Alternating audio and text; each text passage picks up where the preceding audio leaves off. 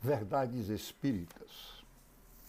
Desde que o homem se entende como homem, a verdade tem sido pauta de discussões na busca de respostas para compreender a vida. Os homens indagam as razões da vida. Já tivemos 3 revelações. A primeira, o Antigo Testamento, significa o apelo, na qual Moisés nos traz a Bíblia, que é a codificação da primeira revelação cristã. A segunda revelação, chamada de Novo Testamento, é a resposta. Jesus estabelece a conexão entre o passado e o futuro. Traz todas essas revelações no teu Evangelho e diz aos homens que Deus é Pai, Deus é misericordioso, Deus é verdade, Deus é amor e que, portanto, podemos todos nos chamarmos irmãos. E a terceira revelação foi a codificação kardeciana, que representa a síntese. Kardec recebe dos espíritos as explicações sobre a origem e finalidade da vida e do destino do homem. Essa revelação significa o Novíssimo Testamento. Então, com Moisés tivemos o apelo, com Jesus a resposta, com Kardec a síntese, finalmente.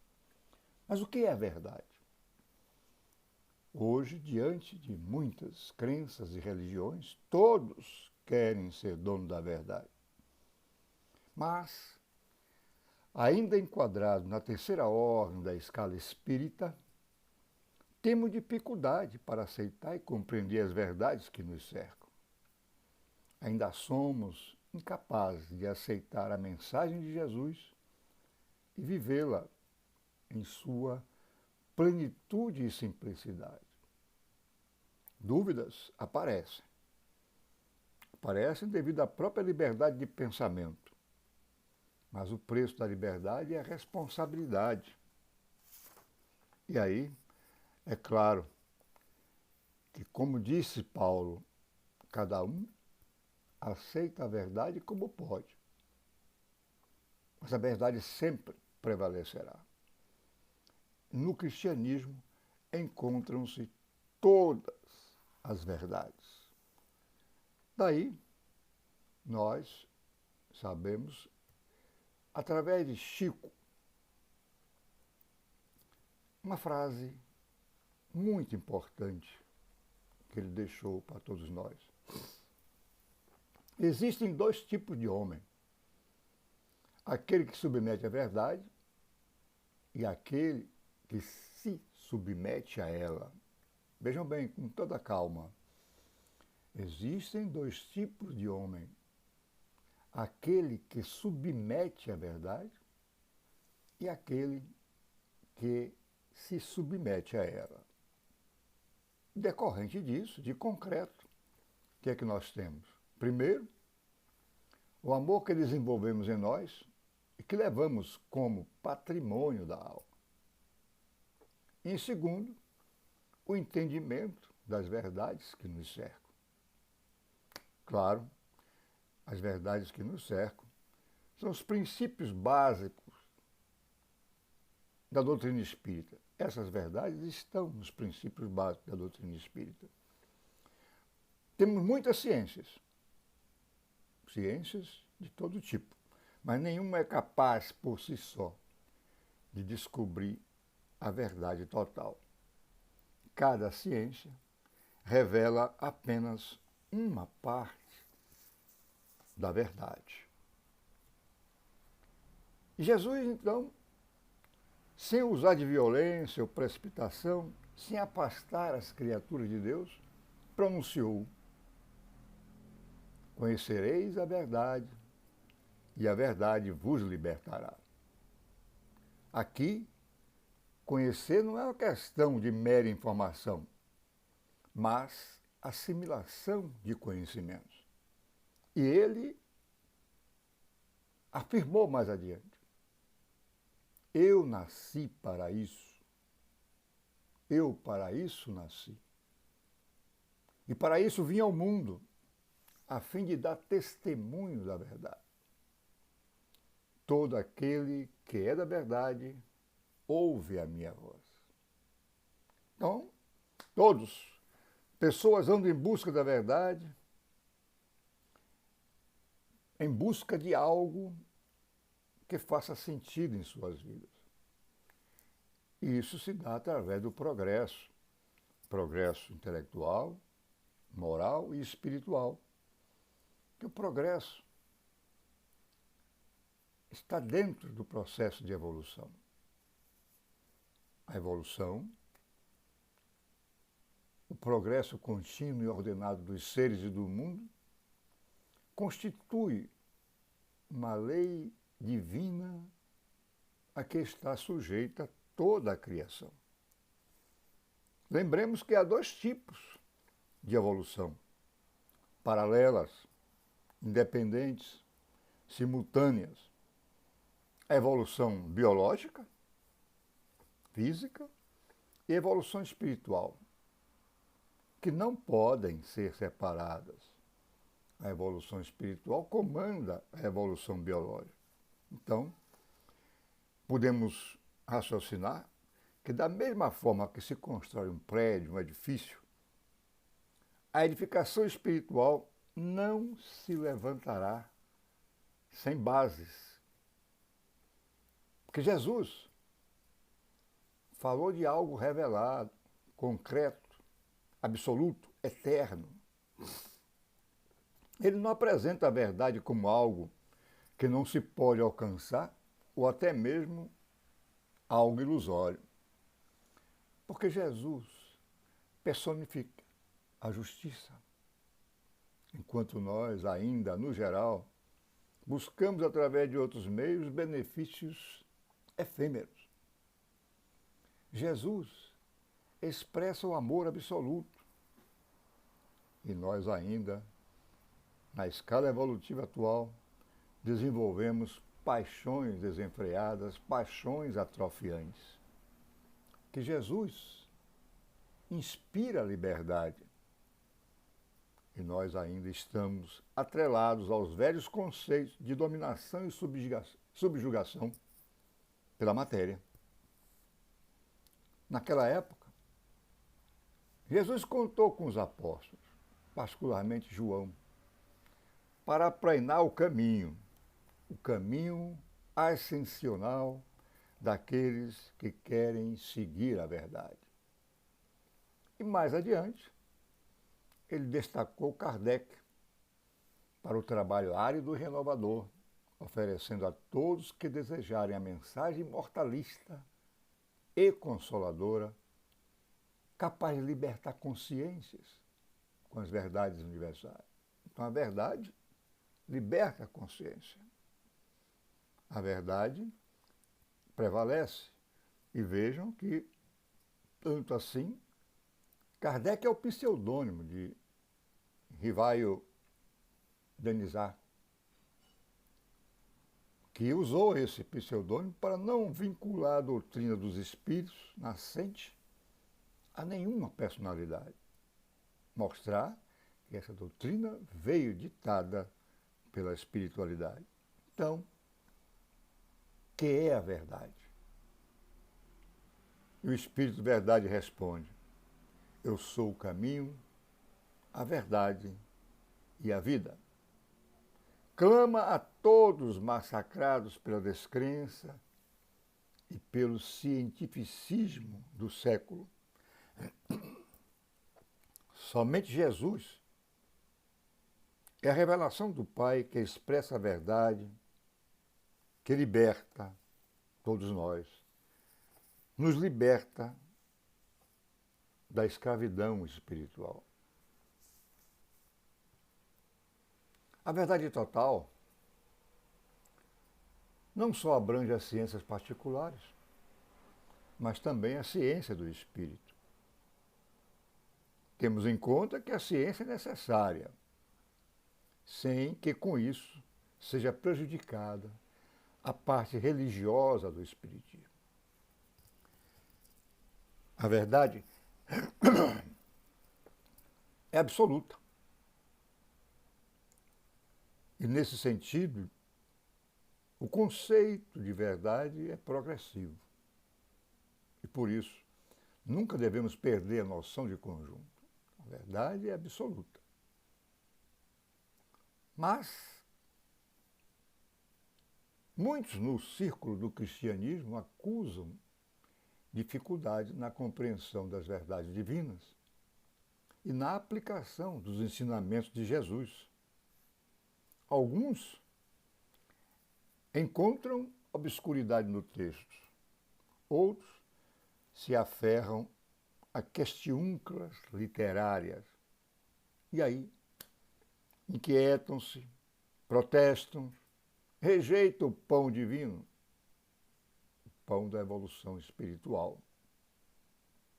Emmanuel diz que estes estão dormindo, vítimas da paralisia das faculdades superiores. Que se a verdade é absoluta, gradativa é a revelação da verdade e relativa à nossa capacidade de compreendê-la. Por que é relativa? Porque só se descobre ao espírito a proporção que cada um de nós progride em conhecimento e virtudes, a proporção que cada um de nós vamos evoluindo na escala, vamos progredindo na escala evolutiva. Buda afirmou que a vida é um círculo de sofrimento e insatisfações. E preocupado com isso, ele procurou entender por que sofremos. Qual o objetivo da nossa existência? E chegou a essa conclusão, que a causa pela qual o mundo sofre é a ignorância das 4 nobres verdades. A ignorância sobre a existência da dor, sua inevitabilidade.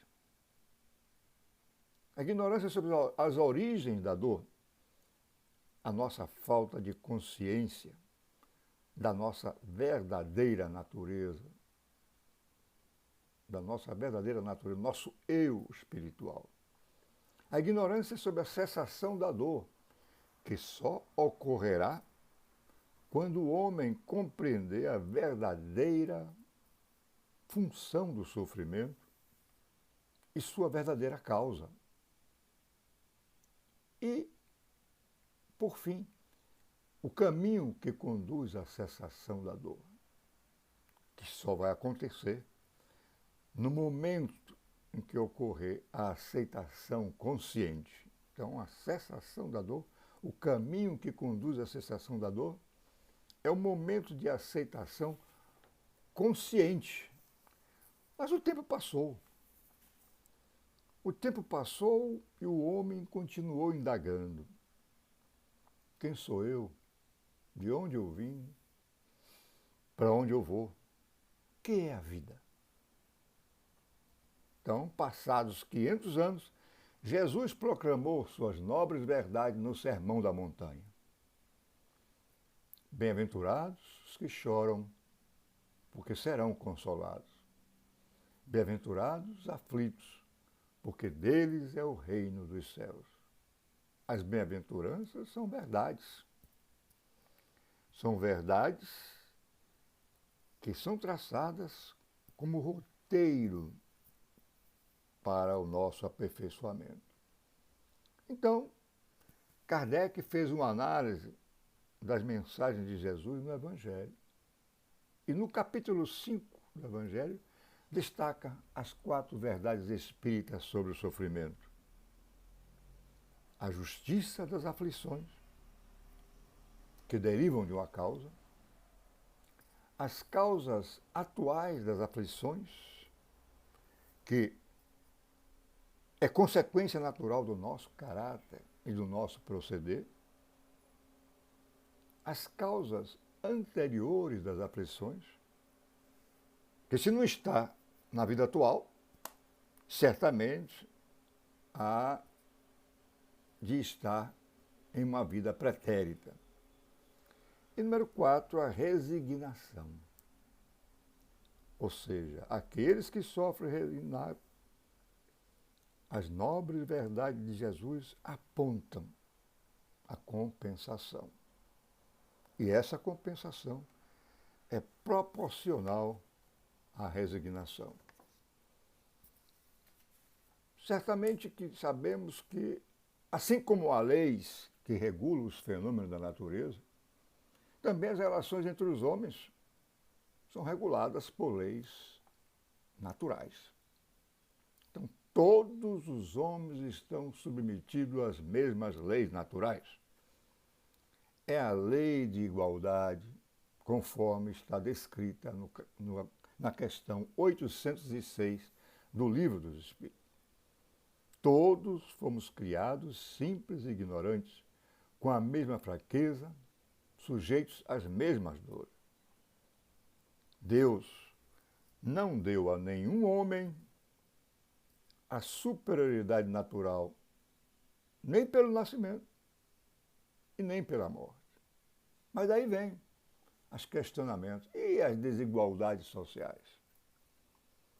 As condições de desigualdade social são criadas pelo homem e não determinadas por Deus. Muitas vezes, são as revoluções sociais que prometem mundos e fundos, prometem defender os direitos coletivos, mas, no caminho, desvirtuam-se para atender interesses de grupos motivados pela ambição. Então, essa é uma verdade que ainda não foi completamente observada. Que na prática, infelizmente, o mundo ainda tende para o arbítrio, para a prepotência, para a violação dos direitos humanos. Por isso, Kardec adverte: os homens se movem, se agitam, andam tontos, criam sistemas, recorrem a meios mais ou menos utópicos, cometem mil injustiças em nome da justiça. Ao espírito inteligente, o Criador concede a bênção da imortalidade. Aí está a grande verdade. Somos espíritos imortais. O Espiritismo não só confirma esta evidência, como através dos fatos comprova a sua realidade. Como se pode ter a certeza da vida após a morte se não houver prova experimental da imortalidade da alma? Então, a imortalidade da alma é uma verdade insofismável e dela destacam-se, e daí destacam-se a evolução, a reencarnação, o livre-arbítrio, a mediunidade e causa e efeito. Estas são as verdades que nos cercam. A doutrina espírita ajuda-nos a ver as verdades que nos cercam. O papel da verdade é tirar o véu do esquecimento. Vejam bem, o Espiritismo não inventou ou descobriu a verdade, é uma revelação. Porque a doutrina espírita é feita de verdades eternas. E, conforme Amélia Rodrigues, o medo quase inconsciente da verdade é um terrível pavor da liberdade. O medo inconsciente da verdade e um terrível pavor da liberdade faz com que muitos resistam em conhecer Jesus e seus ensinamentos. Toda a moral do Evangelho, meus irmãos, está baseada na vida futura do espírito após a morte. Mas, somente pela prática dos princípios nobres, do cumprimento dos deveres contraídos e pela prática sincera do bem, o homem libertar-se-á de enganos fatais. Esse deve ser um exercício constante na melhoria própria, porque a verdade não constitui edificação que se levante por informações alheias no caminho da vida. É realização eterna que cabe a cada criatura consolidar aos poucos, dentro de si mesma, utilizando a própria consciência.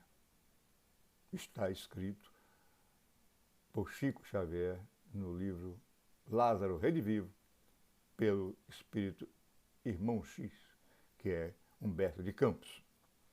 Então, como já foi dito, dúvidas aparecem devido à própria liberdade de pensamento, mas o preço da liberdade é a responsabilidade correspondente. Então, cabe sair do armário, sair da moita, aparecer e aprender a pensar de forma autônoma e consciente. Não é fácil. Realmente é um exercício que deve ser constante. Aprender o pensar espírita. O conhecimento da verdade é o destino de toda criatura que anseia pelo entendimento acerca das principais questões da vida, que vem, como já foi dito, preocupando o homem no decorrer do processo da evolução. E o Espiritismo tem as elucidações precisas e satisfatórias ao espírito científico e racional. O Espiritismo tem as elucidações satisfatórias, precisas ao espírito científico e racional, porque as verdades se afloram através dos convites divinos que nos chegam. Todavia, companheiros distraídos interpretam-nas por cenas sagradas, mas depressa elas são relegadas ao esquecimento. Então, a verdade sempre alcança a consciência do homem, por mais que pareça bloqueado. O que não sucede agora, ocorrerá amanhã. Porque a razão da existência humana é encontrar a verdade. E Emmanuel nos diz, se aspiras a convencer os que te rodeiam quanto à verdade, não ouvides que, acima de todos os fenômenos passageiros e discutíveis, o único argumento edificante de que dispões é o da própria conduta, no livro da própria vida. Então é preciso cautela. É necessário que cada um venha, que cada coisa venha a seu tempo. Que a verdade é como luz.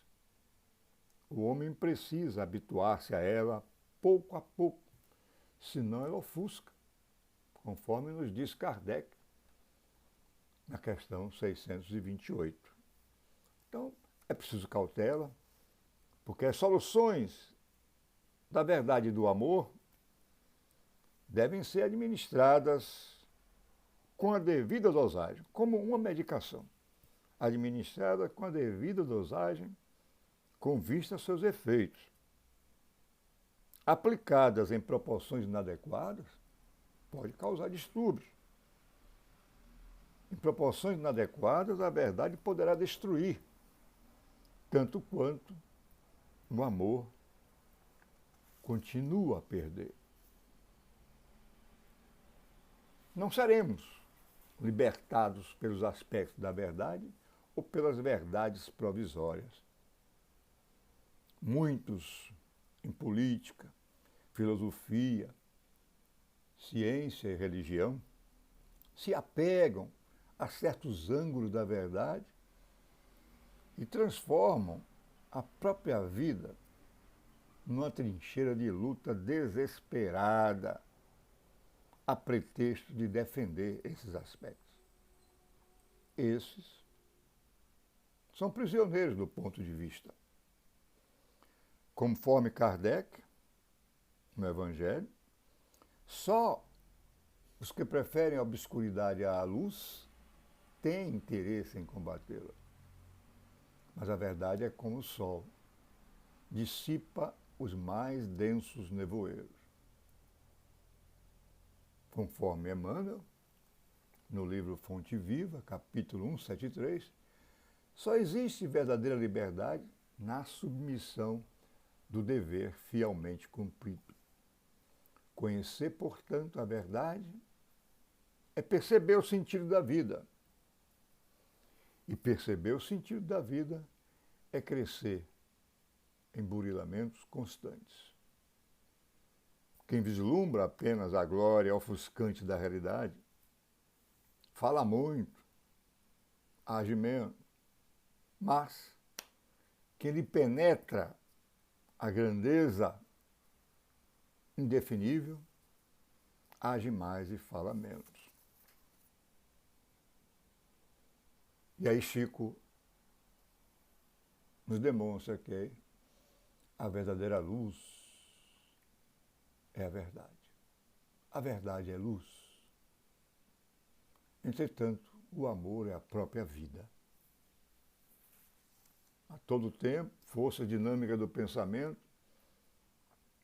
insiste em receber modernas expressões de velhas verdades. Olha aí o pensamento. Cuidado. Porque a verdade não se camufla. A verdade sempre predomina.